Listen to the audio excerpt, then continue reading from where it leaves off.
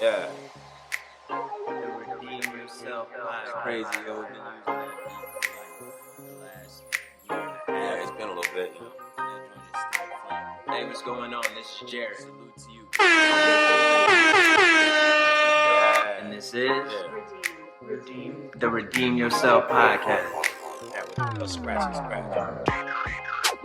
I don't know who made that, but that's pretty fire. It was you, my boy. It was you, my boy.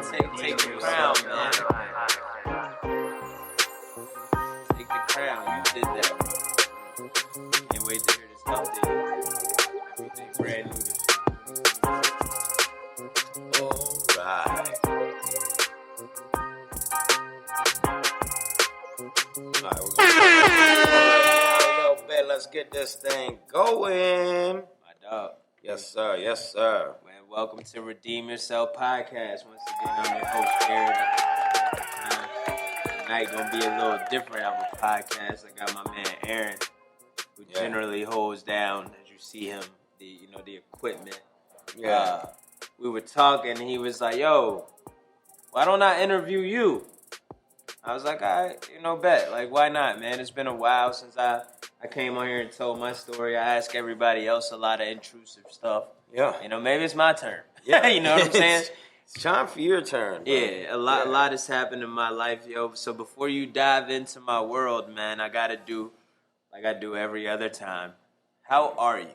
Man, I'm doing wonderful, man. It's amazing. It's been a great day. I can't ask for anything better. I woke up, I'm alive. God's blessed me with a lot, so, That's a good mindset, man. Hey, I'm here for it. I'm here for it. Can't hold you, bro. I feel the same, man. I feel like even with struggles, there's still like triumph in the end as long as we keep going, man. Exactly. I don't have a whole lot. I'm ready. Ready when you are, man. Let's see how you want to crack this open tonight, man. All right. I wrote down enough questions to really kick my man's brain here. So let's get it. All right. So what inspired you to start a sobriety-based podcast? I can't even say something like pinpointed inspired me, right? This whole concept came from a conversation with someone else. Just short, like my cousin, salute to my cousin Daryl, a.k.a. Bouvier. We used to talk like every day on the phone, man, and he was a big avid Joe Budden podcast listener. Yeah. So he would always be like, "Yo, cuz, we talk so much, me and you should start a podcast." So him and I got hours of footage on my computer where him and I would just be talking about like sports and all this other stuff, man, and we just couldn't get on the same release schedule and figuring things out, so it went to the wayside. Yeah, it was practice. Right? Yeah, exactly what it was. And then so in 2020 when COVID hit, the whole world moved online because we couldn't go outside. Right. There was an app called Clubhouse that was instrumental to everybody, right? Like you could go on there and hold live courses, you could hold groups. And, people would talk. Well, within that group, one night, I was wearing some of my merch and my little profile pic. Mm-hmm. And, she's my homegirl now. I didn't know who she was at the time. But this young woman, Eden Sassoon, hit me on Instagram and was like, "Yo, I like your hoodie. Can I purchase one?" Woo, woo, woo. I didn't know who she was. But long story short, within talking to her, we came up with the Redeem for a sweatshirt, right? Yeah. And, her and I were talking, and she was like, "Yo, we should do a podcast," which I thought she was joking. Mm-hmm. You know what I'm saying? I was like, "What? Podcast? I don't know nothing about that." Yeah. But I tried it once, I'm down. You saying it's cool, let's go. So her and I, we just started having conversations on Instagram Live. And when she went to, handle other ventures, she was like, "Yo, I want you to keep going, and I'll support you. Whatever you need, let me know." And that was it, bro. And I sat down for a second with my thoughts and was like, man, you know what? I started my recovery mission to bring stories to people, right? Because how I found my recovery wasn't in the rooms and such. It was from hearing the success stories of others. So I wondered how many other people felt the way I did that would listen to something like this and then say, "Oh man, that was excellent, yo. Yeah. I abided by whatever we were talking about in discussion to change my life, man." And that's really, my ultimate goal with this thing, bro. And it gives a lot of people hope. You know, they see this and they're like, man, look, I could be that guy he's interviewing next time. Yeah, key word, man. Key word is hope. That's all we need is a little shot of hope. Yeah. All right, so that brings me to the next question. Can you share your own journey towards sobriety? How did you get to this point? Like the whole story? Yeah, you give me the major parts, you know? All right, bet, man. I could do that. I share my story frequently, man. Long story. I ain't gonna say long story short because I hadn't even started talking, so that would be a lie. a little bit of contradiction, a little bit of fibbing. Yeah. But it's crazy, man, because at 10 years sober, I can pinpoint like where my active addiction started. But I grew up with a really good freaking life, man. 2-parent household, extremely hardworking father, caring mother. And somewhere in the midst of life, I went down the other path. You know what I'm saying? And I can pinpoint when it was. So around 3rd grade, my dad, he had a calling to be a minister, a pastor of a church. But in order for him to do it, he attended seminary school right here in Richmond, Virginia. And at the time, we were living in Tallahassee, Florida, right? So Tallahassee is a small college town, but that was my life. It still is my life. My grandparents lived there. My cousins lived there. Like, all of my childhood friends, like, I still consider it home. You know what I'm saying? And when he left, man, I didn't think much of it as a kid. I just knew, like, something was always missing. Because my dad was, like, my best friend. You know what I mean? Like, everybody got their first best friend. Yeah. So he leaves or whatever, man, and then a couple years pass. I turned 13, 14, enter 8th grade, and he's like, yo, everybody's moving to Richmond. And what I know now, how pivotal that move was to my life, you know what I'm saying? Like, when we moved, he also removed my core, which was my family. All the love, the support, everything was gone. I don't have any family here. Yeah. You know what I'm saying? I can't just slide to my cousin's house, my uncle's house, and chill. Like, if something's on my mind, go. And he did. Him and my dad, me and my dad, God bless his soul, we got the opportunity to speak about these things before he passed. And he, was like, man, I just didn't know. I didn't think about it from that aspect, whatever. But yeah, that was it. So around 14, man, I just had a really hard time fitting in. I lost who I was and all of my dreams and goals, like schoolwork, college, like all of that stuff slowly faded. And, partying and drugs is what was introduced. And I thought, oh, man, this gives me the feeling of I fit in and now I'm cool. Like, little did I know, you know what I'm saying? They love me. They love me. Oh, they're my best friends. Yeah, it's great, bro. I'm surrounded by so many people, but it really sucks. The lies peel off after a little bit. Exactly, bro. You start to realize, like, what it is, and as you get older, it's like, bro, at one point in time, how I explained it to my youth that I counsel now, right? It's like, bro, beer only makes you cool for so long. Yeah. Right? Because then you got to graduate to like, oh, now I got cocaine and the women want me. Now I got money. On the flip side, it's like, bro, you got to actually be excelling in life. Like, in high school, you could have a car and talk to chicks. When you get older, bro, you got to have a car, a house, be financially stable. You know what I'm saying? So it's like levels to it. And I couldn't grasp that in addiction on how I could shift from this fuck up, if you will, to, man, how can I be successful? Because I always envisioned myself as a successful young man, with the things that I just described. And, so drug use, jail sentences, alcoholism, failed relationships, you name it. I went through it all. And then one day, August the 15th of 2013, I was kind of like, yo, this is it for me, Like, I'm done here. Like, so I went out day drinking, and I was making my rounds, saying what's up to a couple of my friends. Actually, one of my homeboys stopped by.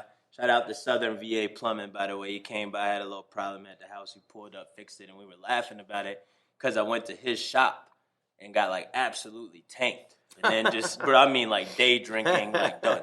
That's what the shop's for. Yeah, but this was back in the day. He had some other, I think it was Proline or something, man. And he actually cleaned his life up a lot too, so salute to him. But yeah, bro, I was making my rounds saying goodbye to my friends. And I got to my parents' house at whatever time in the morning and started screaming at the sky, God, why would you do this to me, man? Like, this ain't my life. I read the book. I was in church. I know this ain't it. Like, take me. And, I tried to take my own life, bro. And that was my ground. So August the 16th of 2013, I made the decision. I went to the hospital, listened to the courses, and my dad, bro, for all the hell that I gave him that morning, man, he was just like, my fault, bro. I could tear him. Nah, man, it's part of it. He was like, man, I didn't know how bad it got. Yeah. Let me help you. Right. And little did I know, how pivotal that moment in time would be. Because since that day, man, I refrained from using alcohol and substances, man. That's amazing. Put the applause on that one. And you know what, bro? That was probably the best decision you made in a long time because you're here today with me. No doubt, bro. And you're here today to make a big difference in a lot of people's lives. So, we applaud that. Give it again. Second round of applause. Let's run that one. Thank you. Yes. All right. So let's bring it down to a little bit of easier question here. Yeah, bro, take me a different direction. Yeah. So how do you stay motivated and inspired to continue creating content for your podcast? Bro, that's a difficult question in its own. Right. Because can you ever really be motivated? Yeah. I mean, see, I'm under the premise of motivation is false. Mm-hmm. Because the word that I liked the most was consistency. Because motivation, which I believe in, I don't want to say false, but it's you could be motivated and then you're not motivated. So where I lie at is bro, I just want to be consistent. You know what I'm saying? Because motivation can come and go. Last year when you was around, bro. When my dad died, I was motivated as hell. Yeah. You know what I'm saying? I was in the gym. I was eating right. I was doing mad podcasts. I was traveling, doing speaking engagements. Like a bull coming out the gate. Yeah, bro. I got to stay busy. My dad's sick. I got to da-da-da. And then when I closed the door on that cat, on the hearse, when we put his body in, bro, my world stopped. You know what I'm saying? The motivation stopped. I didn't care about nothing. So it's now it's just being consistent, man. Because somebody else is where I was last year. Thank God I didn't pick up. But somebody's in that struggle right now. Somebody then is in that struggle. So how do I continue to put our brand and the conversations that I enjoy, you know what I'm saying, in the hopes that it helps somebody forward if I don't stay consistent? And that's just where I leave it, man. I like it simple. 1 + 1 = 2. Right. I wake up and do one thing today for this podcast or towards Strength and Time, that, hey, man, I did what I was supposed to do. And that's where the secret is, just consistency. Yeah. All right, so what role do you think podcasts play in promoting conversations about sobriety and mental health? I think it's the new wave of, news. Right. You know what I'm saying? We don't have to go to a AA meeting every time. Yeah. We can catch up, CSPR. I could see that. You know what I mean? It's bro, I think some of the biggest, they call them big bookers, have a podcast that, some of my homies that went to AA listen to when they can't make a meeting. Right. So it's just the new wave of information traveling. You know what I'm saying? You don't got to go read the articles. You can find your favorite, whoever it is. Hopefully it's Redeem Yourself Podcast. You know what I'm saying? If it's not, it soon will be. True. You get hit on Redeem Yourself Podcast, listen to some inspiration, and go from there, and then take the tools and guidance that you find in the stories and apply them to your own life. Yeah, very true. All right. Are there any misconceptions about sobriety that you aim to address through your podcast? They come up, bro. I think the biggest one that I think I had, because I can only speak from my personal experience, right? And I don't know why I thought like this, but I guess it's the addict nature of instant gratification, will you? I got high because I wanted that feeling right now. I didn't want to wait. So it's when I got sober, my expectation at first was false, bro. I expected everything that I had screwed up in my life to go back together immediately. Yeah. And it's not like that. You know what I'm saying? I had a massive hole I had to dig myself out of, man. What they call the 30-day bubble period? after you get clean, you get the 30 days. Yeah, of like the everything's pink amazing. cloud, Yeah, the yeah, pink bro. cloud, And yeah. then like you got to deal with some real shit. Yeah, and it's not gonna stay like that forever. Believe me, it's not gonna stay like that forever. It is gonna change after them 30 days. But I will say, bro, like in my scenario, that misconception, I had guidance of a therapist who had 40 years sober. So he was able to help me navigate my path because I swear, bro, in my own life, man, like if I did not have him, like exactly him, yeah, I don't think I would have stayed sober. Because he yeah, no doubt, bro. He was the one person that actually understood though, so it was different. Yeah, because I could talk to a therapist and they could kick me the medical mumbo jumbo and give me the labels and tell me I'm depressed and bipolar and all this other shit. You know what I'm saying? They could pile it on me and I'm like, yo, I'm just fucked up. This dude was like, yo, I understand. Yeah. You know what I'm saying? Like, I've been there. Here's how you get through it. And he was able to help me, bro. And that, him and mixed with my father is what really, catapulted me to stick through the moments, man, and get rid of the misconception of like, yo, life is just fucking peachy clean and everybody's so happy you're sober, bro. Yeah. Most people don't give a fuck. You know what I'm saying? Most people, maybe they have a problem and haven't acknowledged it yet, or they're cool where they are. You know what I'm saying? And for me, the biggest misconception was that like there's gonna be this like welcome home party. No, bro, I went through fucking hell my first year, and I mean it, bro. Like all the way through, and I didn't pick up because I wanted it that bad. You know what I'm saying? Yeah, I mean it definitely starts with yourself. You gotta want it. Yeah, no doubt. All right, so look, throughout time, you've had some amazing guests on this podcast. So talk to me about like, how do you choose your guests for this podcast? What have you done to reach out to some of these amazing people you've had come on? You know, it's crazy. Like, I don't think I've handpicked a guest. No. I mean, it's like if you build it, they will come, and that's not like an arrogant statement. It really is like, hey man, I see what you're doing and I want to support. Like, hey man, I've been holding all of this knowledge inside of me. I want to talk to you. I want to help. I want to be of service. You know what I'm saying? And when you operate from that space, the right people find you. Yeah. I have, and like when I was getting back on my feet after I went on a hiatus last year, I did post like a Facebook status as like a filler. Like, hey, who do you know? And that joint really kind of blew up. So all of the latest guests came from that one post. Oh. But, I don't think I personally, like, sought somebody out. Because I felt weird. I felt weird doing that. Yeah, You know what I'm saying? Like, it's kind of invasive. Like, I don't know, are you, like, strictly anonymous? And I don't want to be disrespectful. Yeah. So I'd rather put it openly and let you decide. Yeah. Well, just shoot. Look, congratulations, Richmond. You guys got to give yourself a pat on the back for being a part of your community.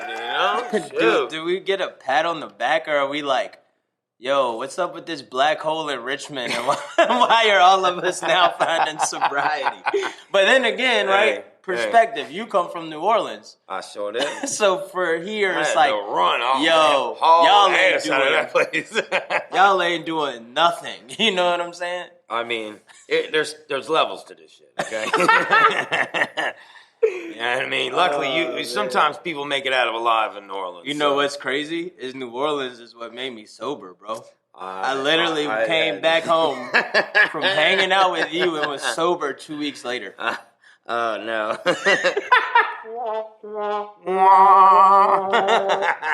My fault. It's all good, man. Great time. You don't visit New Orleans. Yes. the devil lives whatever they say about Bourbon Street is true.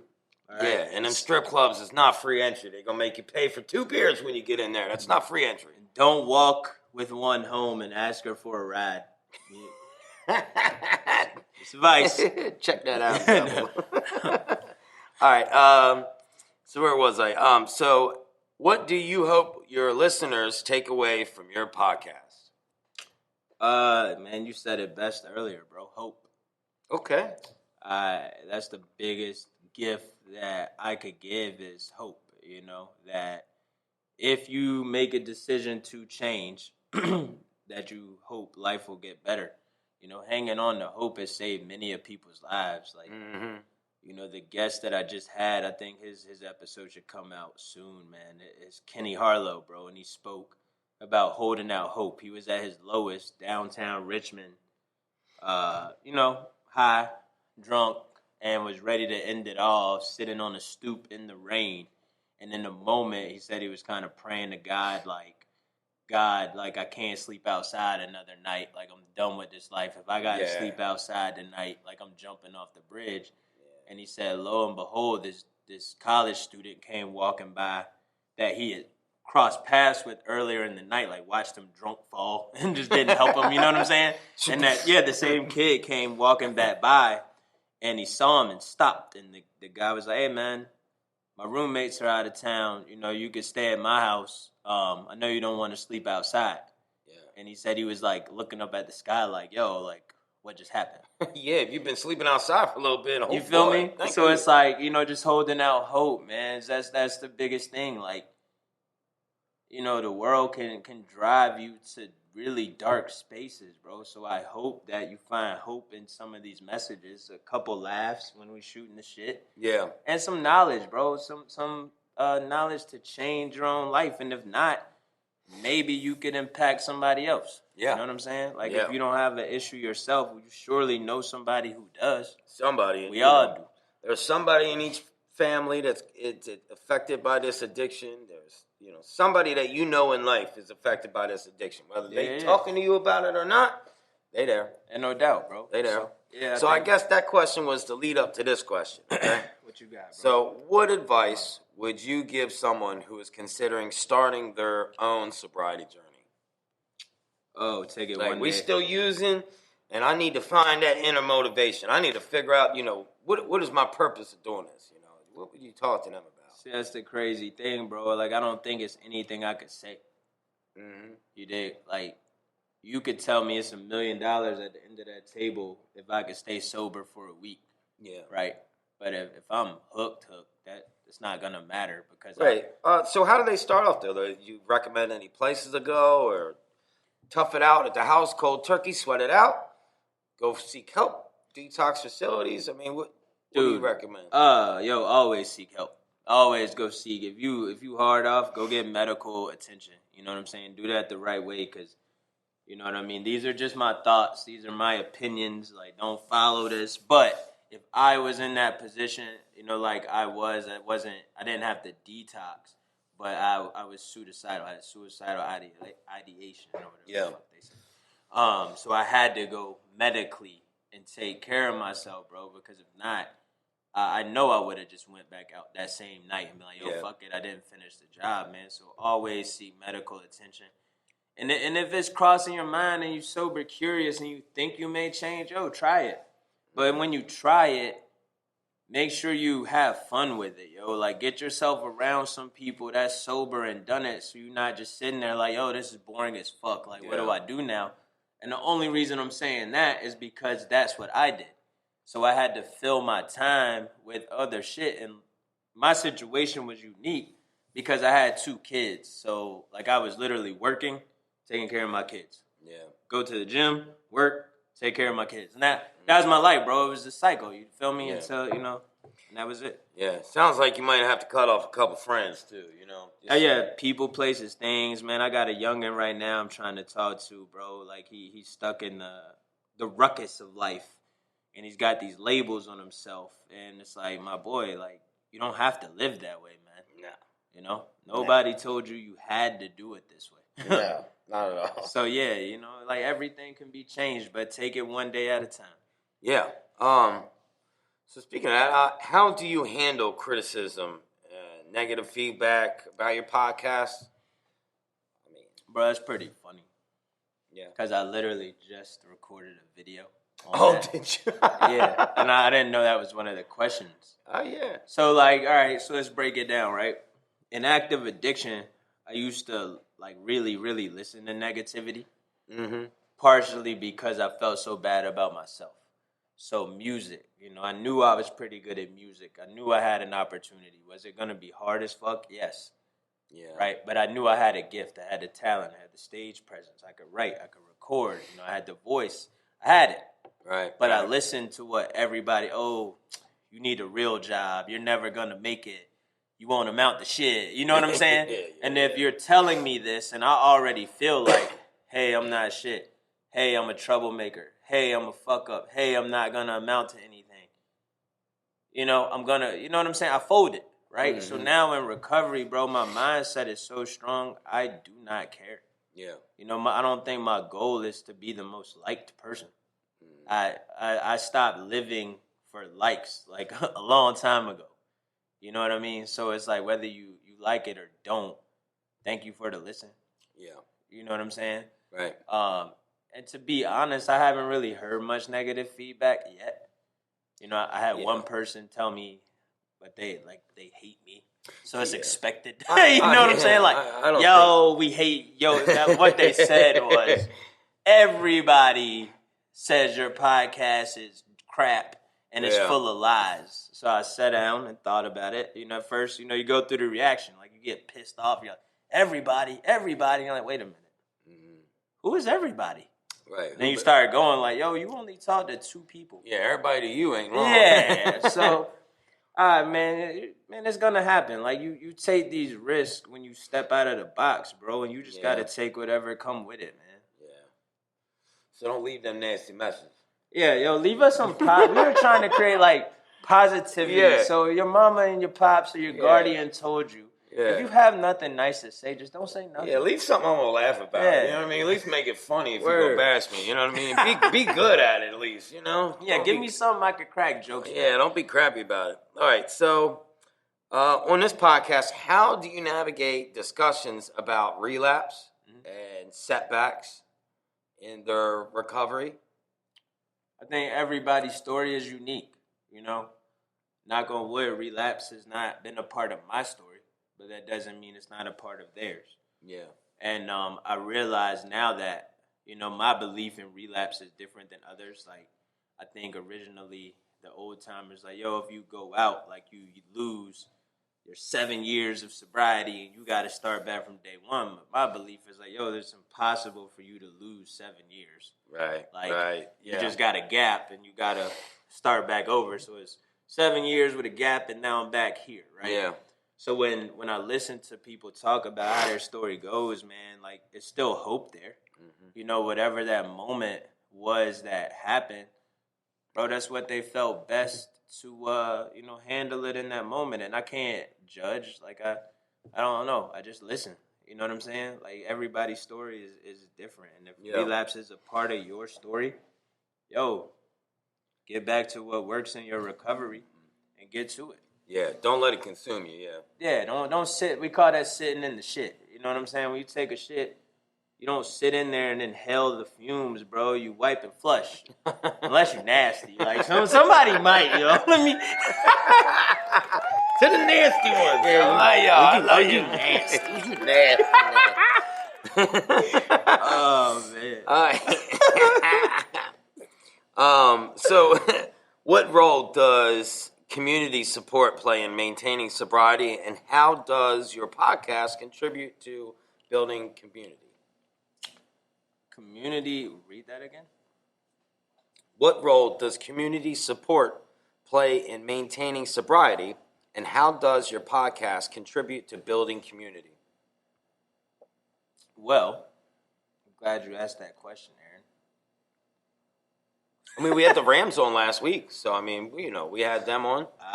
You're right. I'm glad you said that because I got lost in the sauce for a second. So what I've learned about community support and recovery is that it's necessary, man. Like, if I didn't have you to lean on, if I didn't have my cousin, like, everybody's community looks different. Some people are big in AA where they get in them big groups and they can go do things. Me, the type of person I am, because I am so private and closed off, like, my community is a tight-knit group of family and friends I call family that I lean on, and vice versa. Yeah. You know what I'm saying? And all of you all are pivotal to my day-to-day, because when I was struggling, bro, I called you. Yeah. You know what I'm saying? I talked to my wife. My cousins will hit me and check on me. know what I'm saying? I'll call them and check on them. It's like a two-way street because you want to make sure everybody within your community is loved and getting the support they need because, Jay-Z said it best, bro. If any one of us falls, we'll be each other crutches. Yeah. You dig what I'm saying? Facts. And with the podcast, like, goal-wise and community, like, I really want to find a way where as we are recording, man, we could keep in touch with future and past interviewees to build that, like, system of support. Because I really genuinely, like, everybody that we've interviewed, bro, I love them. Yeah. Like, their stories have kept me going because you hear some of this stuff and you're like, damn, yo, like, and I'm sitting there crying over my little shit. Like, listen to your life. Doesn't You make dig what I'm anything saying? you got going on less important. But. It doesn't, bro. But like it's perspective, levels. You know what I'm saying? You know, I've had people where it's like, yo, I just didn't care about drinking, and I got too drunk one time, and that was it. And I got people that spent most of their life in the penitentiary. You know what I'm saying? Almost dying a few times, and that's where they find theirs. And it's like you sit in the midst of that, and you realize, like, yo, I need to keep these people around me because whatever they're doing, Right. you know, works for them, and vice versa. Right. So have there, actually been any surprises or unexpected lessons that you've learned by hosting this podcast? Like somebody talking to you and you're like, dang, like that turns a light bulb on for me, you know? Bro, I'm sure there has been. Right. I can only speak like recently because I've done like 54, 55 Yeah, of up there them. now, yeah. The joint with Kenny though, man, like he spoke so elegantly about finding his higher power, and when you listen to it or you watch it, bro, you could just see his face light up when he had this moment, and I'll share a little bit of it. And this is the light bulb moment, and his light bulb moment was whatever he did. I didn't dive into his past, but he was in a what is it, man? Like top security prison. What do they call those? Like you did some real shit. Yeah, I ain't never been. All right, man. Whatever. When you do some big ones, yeah, you Alcatraz type crap. yeah. We going you do there some today. real shit, and you went in there where they put people on death row. Yeah. And he said he was laying in his cell, man, and he could hear it was the first inmate to be executed in Tennessee within like 20 years or some shit. And he could hear the chains of the dude they were taking to execute in his cell. Like he could just hear him going down the hall. And he said in that moment, man, he was just overwhelmed, and he was like, yo, like, what the fuck am I doing? Yeah, no doubt. That'll traumatize somebody. You know what I'm saying? Like, yo, I'm here where they don't care about me. They don't care about anybody. They are walking a man down a hallway to execute him. Like, why am I playing games with my life? Mm-hmm. And so you listen to those stories, man, and the light bulb for me is like, yo, this gentleman is so right. Like, why are we out here playing these games with our life when all we got is right now? Right. You know what I'm saying? Like, I don't know what tomorrow brings. I don't even know if I'll be here, bro. But for tonight, I'm sitting here with you, podcasting, having a conversation, and, just trying to maintain everything, bro. Yeah. It gives me some 8 Mile vibes, Like, hey, I can't picture nothing but that little hallway all them minutes. Bro, you know what I'm saying? Like, I right. could put myself in that space. Like, I was nowhere near any of that shit. Mm-hmm. But just to, like, have empathy and be able to feel that moment of laying there hopeless, listening to a man take his last walk. Yeah. Being like, okay, how did I get here? Yeah. And listening to him, like, bro, it's dope. Like, you just got to check it out. The only benefit is that you might get a cheeseburger and some ice cream before Man, they that off ain't you. even a benefit, They bro. unalive Like, you. yo, Unalive you is the crack. keep that shit. Like, Yeah. nah, that burger and ice cream ain't worth it. I can buy that on my own out here, bro. Yeah, bro, I like it for free. Yeah, right here. No. All right, so can you share any resources or tools that have been helpful on your journey of sobriety? Yeah. We already spoke about community. That's like A1. Have you a good, solid core group of people to lean on. I've found a lot of hope in affirmations. The way my mind works, I can go negative pretty quick. and those self-defeating I don't thoughts. think a lot of people know what affirmations are. Give them an insight of what affirmations are. You So- do them probably the best out of anybody I know. So affirmations, man, it, to me, is just something to help rewire our mind and our subconscious minds, right? Mm-hmm. So an act of addiction, like I spoke about earlier, was like I walked around feeling negative and hopeless most of my day. You dig? So how do I change that in recovery to prevent myself from having those same feelings, thoughts, and then acting on them, right? Mm-hmm. You got to put something in your mind to rewire all of that stuff. So my affirmations, I like the I am affirmations because it replays in my subconscious mind like all day after I listen to them. And it's just simple like, hey, I am a good person. I am full of love. I am capable of receiving love. I am, a high quality individual.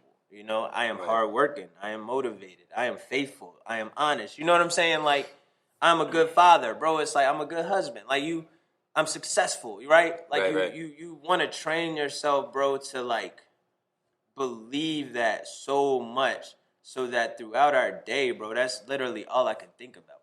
Is that, man, I am this individual before you. Like all of those things. I'm no longer hopeless, helpless, crazy, like all of that stuff. So you get away from that, man. So affirmations would be my second. Meditation, which falls in line with that, which, you can meditate anywhere. For me, bro, I do the close my eyes and listen to guided meditations. Yeah. I got like a wandering mind. You know what I'm saying? I feel that works the best, man. It's hard to do the meditation without having them headphones. Yeah, I gotta have it loud and blaring in my ear because I can be thinking about a pencil and then like, yo, this pencil's great. What's for dinner? You know what I'm saying? Like my mind would just wander like crazy. Oh shit, I'm meditating. I got the normal dude's brain. Yeah, you know what I mean? Meditation is key, and then having a higher power, bro. Like, I think getting back to my relationship with God that I ran from for so long, I can't front on here and act like it's the best, but I do pray. When I meditate, I pray. Because a lot of stuff in life, would not have been possible without my higher power. Hey, just knowing your relationship with God and just knowing that you believe in God is a big step forward. I mean, a lot of people just dismiss the God aspect in general, but I'll tell you what, it hasn't been until later of age for me where I go, my relationship with God is incredibly important to me now, and it just took going through it and getting out of it and reaching the other end, like, now this is important to me. Because what you find is, bro, it's like we try so many things our way, and when they don't work, it's like, all right, man, like, yo, come on. Take the reins. You know what I'm saying? Like, I ain't no good at this adult stuff. That's the point I think every human being has to reach, everybody's higher power is different. I just, call mine God. Yeah. What you got for me, man, in this laundry list of questions, bro? How do you ensure inclusivity and representation in the stories and voices featured on your podcast? Man, you're going to have to talk to me like I'm 5. Like, what? How do you ensure inclusivity and representation in the stories and voices featured on your podcast? Meaning? Okay. That one's over my head. Talk to me like I'm 5. See, somebody's going to get this and laugh at me, bro. Thank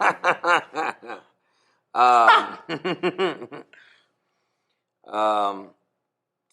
Man, we bowed out of the questions here, so... Bro, it's 50 of them fucking things. No. We're on the last 2 here. All so, right. How do you see the landscape of sobriety podcasts evolving in the future? Well, I already see that more and more of them are popping up.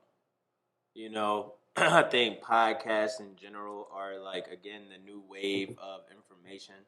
And I think you said it best when we were talking the other night. It's like the new music industry. Like, who's the hottest artist? You know what I'm saying? So it's like everybody's finding their niche and putting their name in the hat. You know what I'm saying? Which is dope. Like, I think it's awesome. Anybody trying something new that you believe in, by all means, go for it. But what it'll do is create a new wave of people in recovery. You know, in my opinion, it'll be like a new pathway of recovery. You know, some people do audiobooks, some people meditate. Right. Now you got a lane where, hey man, how did you get sober? I just listen to podcasts. Yeah. You know it's not just the detox makes you better. You got to do the work. Yeah. They're like, so like you listen to them, man, and then you take little pieces and whatever guidance you get, you either reach out to them because we are accessible. You know, we're not ballooned enough where you can't get to me. Like I do peer support all day, every day. So if you need like a real time answer, you know, hit me up. You know what I'm saying? If you can't reach me, you can find out how to reach me. You know, I'm accessible, and I think that's what's dope. Yeah. So it's gonna be interesting, bro. I think we got into it at the right time. To hopefully, you know, be one of the ones that start the trend. And you know, set the tone for everyone else that comes in. Like we open the door. Sobriety is cool. I don't care what these rappers say.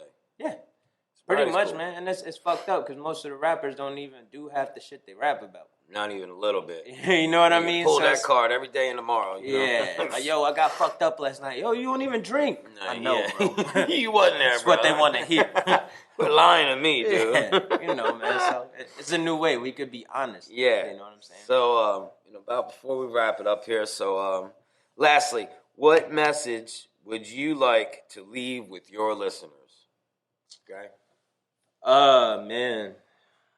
No matter how hard life gets, you know, just stay focused. You know, I talked to my dog Aaron about this a lot, and it's like life will throw you tests. And when I say tests, man, they'll come in all forms, you know, and I've talked a little bit that how last year was like super difficult for me. And so for those that don't know, last March, my grandmother passed, which was expected. She was older, had been sick for a while, you know, and it was like, all right, you know, I'm hurt, I'm sad.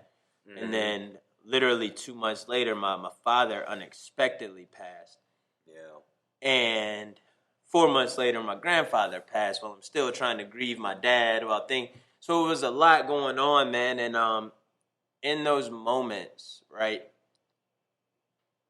half the time I was alone because I worked from home, kids at school, wife gone. She would call and check on me and everything. Mm-hmm. And, bro, I never lost hope. Right. You know what I'm saying? So no matter where you find yourself, pass the test and maintain hope. And please, whatever you doing, make sure you reach out for help. Like, I cannot stress. I know, bro, when I was at my weakest, dog, like, you was there.